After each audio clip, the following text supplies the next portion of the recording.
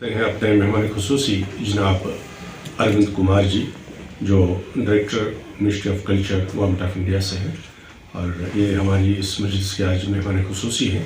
और बाकी आप सभी जो मीडिया कर्मी हैं, आपका खैर मकदम, आपने अपना टाइम निकाला और इस जो अरविंद जी की यहाँ पे मीडिया के साथ इंटरेक्शन का आज सेशन है, इसके लिए आपने टाइम निकाला, आपका बहुत बहुत शुक्रिया। तो आज का ये जो प्रोग्राम है यहाँ पे, इसमें director NSD professor Ramesh Chandra गौर जी भी आने वाले थे, लेकिन वो अब्रॉड चले गए, उनका पहले से तय प्रोग्राम था, तो वरना वो भी यहाँ पे आज शामिल होते। हम लोग का प्रोग्राम है अभी, ये टाई पिछले अक्टूबर 2002 में इसका यहाँ पे ओपनिंग हुआ। उसके बाद हमने एक वर्कशॉप किया साथ में ही, और बीच में कुछ डॉक्यूमेंटेशन हुआ, बाकी चीज़ें हुई, और अभी फॉर्मली ये स्टार्ट हो गया। और आज पहली बार, अभी आपने देखा होगा, 3 दिवस फेस्टिवल यहाँ पे हुआ, बरंगम, जो इंटरनेशनल फेस्टिवल माना जाता है। उसमें 3 नाटक हुए और ये NSD की तरफ से हुए, और इसमें टाई ने अपना भरपूर ताउन दिया, और ये सारे काम में कोलैबोरेशन है हमारी J&K academy of art culture and languages की। और अभी अब वर्कशॉप एक शुरू होने वाला है, जिसका डायरेक्टर साहब ने भी यहाँ पे ऐलान किया था जब ओपनिंग हुई थी अभी इस वर्कशॉप, ये अपना फेस्टिवल का, तो उसमें ये कहा गया था कि हम क्या क्या प्रोग्राम करेंगे। और फिलहाल 11 तारीख से एक वर्कशॉप होगा, और उस वर्कशॉप में जो यहाँ के थिएटर कर्मी हैं, जो उन्होंने बहुत काम किया थिएटर के लिए, लेकिन बेसिक ट्रेनिंग नहीं है, जैसा हम कहते हैं बार बार कि जो ये थिएटर करना है, ये पार्ट टाइम जॉब नहीं है, ये फुल टाइम जॉब है। इसके लिए प्रॉपर ट्रेनिंग की ज़रूरत है और प्रॉपर टाइम इसमें देना पड़ता है, तभी कुछ काम बनता है। उसी कारण ये वर्कशॉप्स हम करेंगे फिलहाल। और उसके बाद डायरेक्टर साहब ने ये भी कहा उस ऐलान में अपने कि 2 साल का एक सर्टिफिकेट कोर्स होगा, जो वैलिड होगा, यूनिवर्सिटी के साथ उसका टाइप करेंगे, उनका रिकग्निशन होगा, जो आगे इन बच्चों के काम आएगा। तो फिलहाल वर्कशॉप का 11 तारीख से शुरू होना है, और इसमें फॉर्म्स अभी बच्चे ले रहे हैं, और ये फिलहाल 12 दिन का है। ये प्रोग्राम फिलहाल का है हमारा, और आगे इस तरह के प्रोग्राम्स होते रहेंगे। रही बात जो आज हमारे मेहमान खुसूसी है यहाँ पे जनाब अरविंद जी, इन्होंने अपना, इनका नज़रिया है, जो उन्होंने यहाँ हालात महसूस किए, कुछ लोगों से मिलके, कुछ आर्टिस्ट इनसे मिले, तो जो उन्होंने पहले दौरे में फील किया कि क्या प्रॉब्लम्स हैं यहाँ की आर्टिस्टों की, और जो आर्टिजन्स भी हैं, जो यहाँ का हैंडीक्राफ्ट्स है, आर्ट एंड कल्चर है, उसको लेके उन्होंने एक ऐसी बात महसूस की कि इस आर्ट एंड कल्चर को प्रमोट करने के लिए मैं क्या कर सकता हूँ। तो इन्होंने बड़ा अपने मन में ये ले लिया कि हम कुछ न कुछ कंट्रीब्यूट करेंगे for the promotion of art culture and languages, और जो भी यहाँ का हैंडीक्राफ्ट्स है कश्मीर का, जो ख़त्म हो चुका है, उसके लिए भी उनकी बहुत, उनका सॉफ्ट कॉर्नर है, ताकि वो लोग भी आगे बढ़ें जो खस्ता हो चुका है। यही मुद्दा है आज इस प्रेस आपको तकलीफ देने का, जो आप इंटरेक्शन उनके साथ करेंगे और वो खुद बताएंगे, ये आज का मुद्दा है। उन्होंने ब्रीफ किया जिस तरीके से गवर्नमेंट ऑफ इंडिया, भारत सरकार NSD के थ्रू जम्मू कश्मीर में फिर से रिवाइव करने जा रही चीज़ों को। और इससे पहले प्रोफेसर गौर यहाँ पे आके इनोवेशन कर गए थे, जो रंगो महोत्सव चला हमारा इसका NSD का, और बहुत ही कामयाब रहा, बहुत ही इसके बारे में चर्चाएं हो रही हैं, हुई हैं, और मैं इसके लिए थैंक्स देता हूँ NSD जम्मू कश्मीर के लोगों को।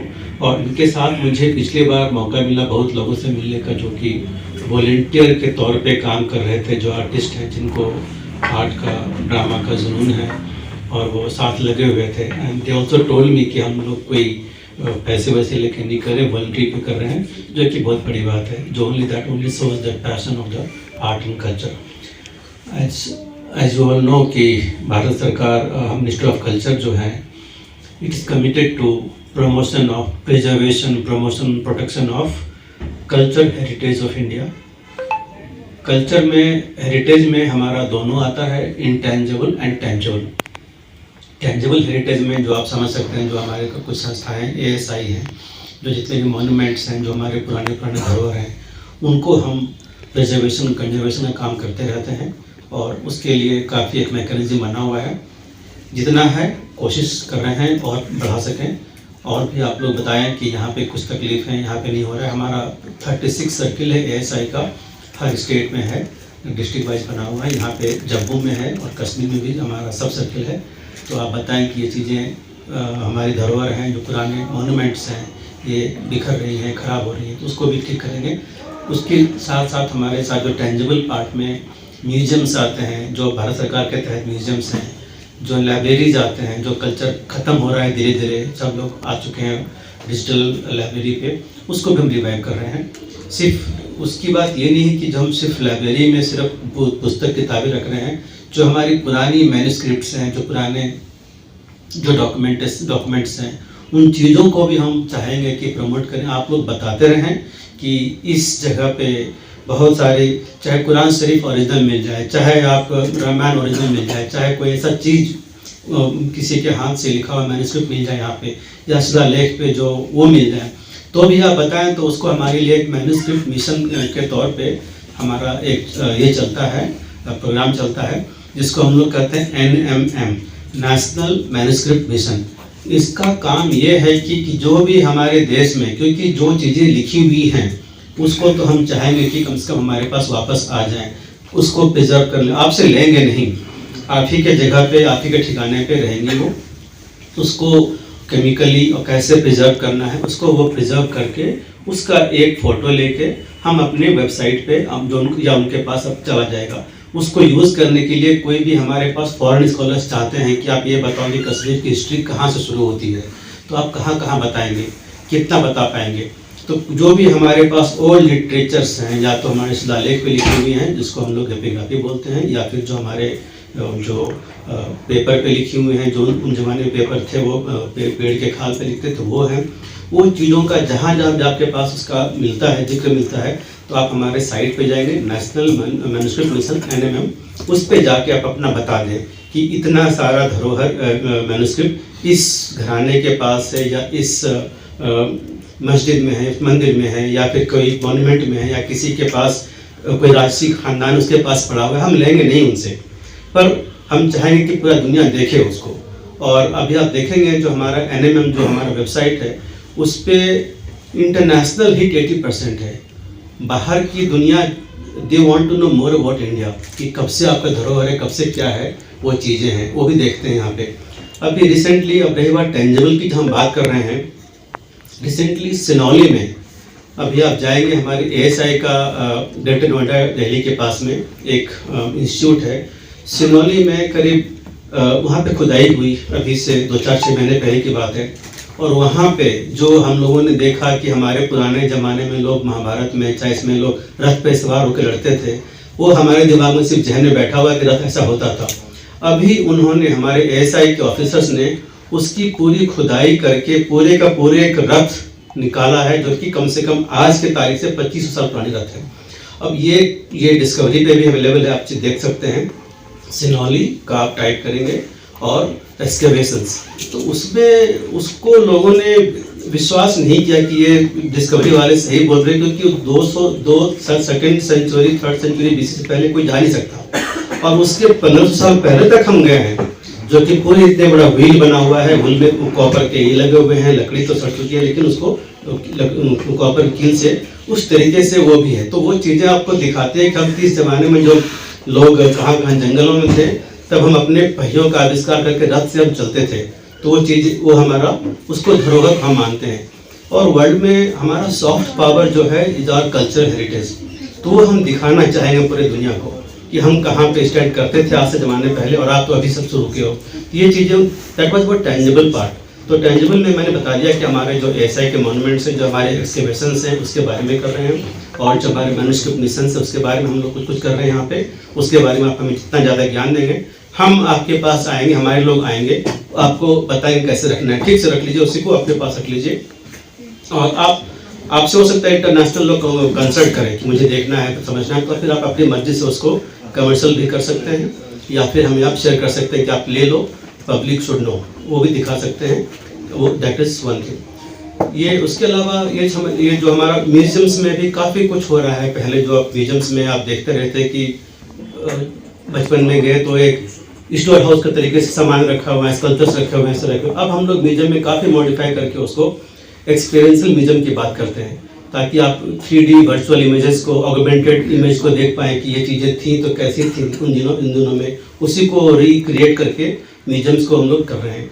उसको भी आप लोग कुछ करना चाहें तो आप म्यूजियम हमारा मिनिस्टर ऑफ कल्चर का, उससे भी अप्रोच करें, बताएं कि सर ये म्यूजियम हमारा बहुत ही वैल्यूबल चीज़ें रखती हैं, उसको आप प्रमोट कीजिए, उसको आप और अच्छा करिए। Now coming back to intangible part. Intangible में मतलब जो भी चीज़ आपको दिखती है उसके पीछे की जो कहानी है, जो हमारी प्रथा है, जो हमारी संस्कृति है, जो हमारे प्रैक्टिसेस हैं, ओरल ट्रेडिशंस हैं, ये सब इंटेंजिबल में आता है। अब ओरल ट्रेडिशंस तो आप देखेंगे तो हमारे यहाँ लाखों हैं, मतलब आपके जो कि वर्बली ऑरली हमारे एक जनरेशन से नेक्स्ट जनरेशन पास हो रहे हैं। इसमें बहुत चीज़ें हैं, गाना, नाच गाना, ड्रामा, फोक आर्ट, फोक पेंटिंग्स, ये सब चीज़ें बता रहे हैं दूसरे को कि आप ऐसे करो, ऐसे करो, ऐसे करो। उसके अलावा उसमें जितनी भी हमारी कहानियाँ हैं, जितनी भी हमारी फोक ट्रेडिशंस के तौर पे जो प्रैक्टिसेस हैं, आप कैसे पहनते हैं, आप टोपी ऐसे क्यों पहनते हैं, वो चीज़ें का भी कैसे बुनाई होते हैं, तो उसमें जो हैंडीक्राफ्ट आइटम है जो कि हमारी ट्रेडिशनल्स हैं, आर्टिजन्स मतलब कि जो स्कल्पचर कर रहा है, जो नक्काशी कर रहा है, कई तो बच्चे हैं मशीन से कर लेते हैं, कई पुराने लोग अभी भी उसको धीरे धीरे कटिंग करते हैं उसको, वो चीज़ें देखिए। आपके मैं फ़ोटो देख रहा था उसी होटल में जहाँ पिछली बार ठहरा था, उसके लिफ्ट के साइड में वहाँ पे यहाँ के कश्मीर के लोग उसमें लिख रहे हैं सारे मैन्युस्क्रिप्ट अपने हाथों से, उस जमाने का फ़ोटो किसी ने लिखा हुआ है। तो वो चीज़ें ट्रेडिंग बहुत थी, तो उन चीज़ों को, हर चीज़ को जान लीजिए, किसी भी चीज़ के पीछे अगर कहानी नहीं है तो उसका कुछ वैल्यू नहीं दिखाई पड़ता है। चाहे ताजमहल ले लो, चाहे लाल किला ले लो, चाहे कुतुब मीनार ले लो, चाहे कोई भी, चाहे आप चश्मे शाही कुछ भी ले लीजिए, आप अल्टीमेटली क्या है कि क्यों था, कैसे लोगों ने इसको संजोया, इसके पीछे क्या कहानी है। The whole story behind that monument is your intangible cultural heritage. Otherwise Taj Mahal सिर्फ पत्थर दिखाई पड़ेगा, जब तक आप शाहजहाँ को नहीं जानेंगे, जब तक आप उनकी सारी कहानी को नहीं जानेंगे। उससे भी बड़े बड़े मॉन्यूमेंट्स हैं वर्ल्ड में, लेकिन वो कहानी की वजह से हम कर रहे हैं। सो इनटेंजिबल पे हम जब आते हैं तो इनटेंजिबल पे हमारे पास बहुत सारी चीज़ें हैं जो कि हम उसको लुप्त हो रही हैं। आप अपने आंखों के सामने भी देख रहे हो कि हमारे दादाजी तो ये करते थे, अब तो ख़त्म हो रहा, अब तो कोई करता नहीं है।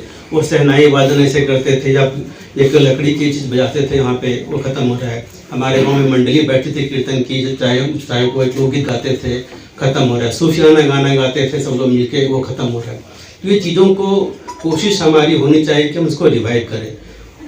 एक NSD is one of the medium जो कि आपको आगे बढ़ाते हैं चीज़ों को, कि उसको लेके आप उस कहानी को, मैंने इनसे भी रिक्वेस्ट किया है कि instead of contemporary stories you should try to promote जो कश्मीर की जो अपनी हेरिटेज स्टोरीज हैं, आपके भी हीरोज रहे हैं, आपके भी ट्रेडिशंस रहे हैं, उसको क्यों नहीं प्रमोट करते हैं। हम दिल्ली में रह के हम वो देखना चाहेंगे।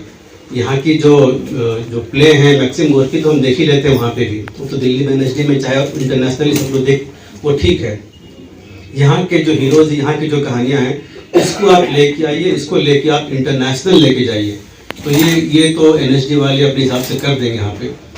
उसके अलावा एक दो चीज़ और मैं बताना चाह रहा था, जो कि हमारे यहाँ पे एक एजेंसी हमारी एक संस्था है जो कि एक स्कीम चलाती है, उसको हम बोलते हैं ABCD स्कीम। उसमें क्या है, आत्मनिर्भर भारत सेंटर फॉर डिज़ाइन। उसकी कोशिश ये होती है कि ऐसे जो भी आर्टिजन्स हैं, जो कि अपने हाथ से कुछ कला से, कुछ बुनकर थे, कुछ ऐसे लोग थे जो बुनते थे चीज़ों को, या कुछ बनाते थे, चाहे मास्क बनाते थे, वो चीज़ें मान लो ख़त्म हो रही हैं। तो हम उसको, और ज़रूरी नहीं कि सब वो श्रीनगर में दिखाई पड़े, यहाँ तो लोग अपना जीविका चला लेंगे, लेकिन ऐसे कई गांव होंगे, डीप इंटीरियर में गांव होंगे जहाँ पे वो चलाते हैं, लेकिन कोई इसको प्रमोट करने वाला नहीं, खरीदने वाला नहीं। वो धीरे धीरे छोड़ के अपने बच्चों को ये बोले कि बेटा छोड़ तू और पढ़ाई कर ले, इसमें कुछ रखा नहीं है। क्यों नहीं रखा है उसने? तो ABCD एक स्कीम में आप टाइप करेंगे हमारे इस पे वेबसाइट पे जाके, तो आत्मनिर्भर भारत सेंटर फॉर डिजाइन करके, उसमें हम ऐसे आर्टिजन्स को, ऐसे कला हस्तकला वालों को हम बुलाते हैं वहाँ पे, 3 महीने 4 महीने उसको वहाँ रखते हैं। लाल किला के अंदर बना हुआ है, उसमें 100 कमरे का हमारे पास एक जगह है जहाँ पे उनको हम बुलाते हैं, और आप वहाँ पे अपनी चीज़ों को दिखाएं। आपके पास स्पेस दिया जाएगा इतना बड़ा, आप अपना वहाँ पे लगाओ, सब कुछ सारे लोग वो करेंगे।